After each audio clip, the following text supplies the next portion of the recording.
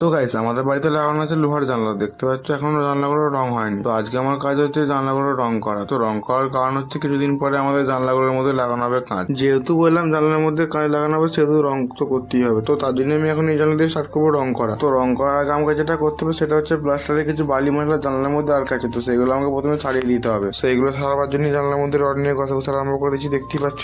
Rod নিয়ে কিছুক্ষণ ঘষাঘষি করার পর আমি এখন ঘষছি সিরিজ পেপার নিয়ে, কারণ ভালো করে ঘষে না মসৃণ করলে জানলায় ভালো করে রং করা যাবে না।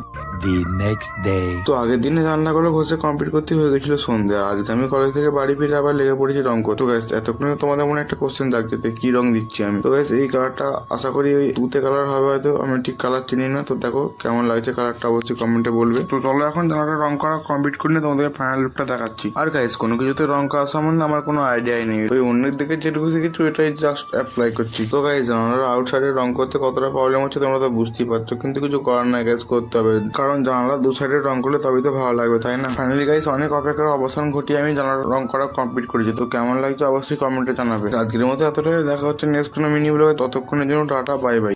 আরে সাবস্ক্রাইব করে দাও নেক্সট ভিডিওর জন্য।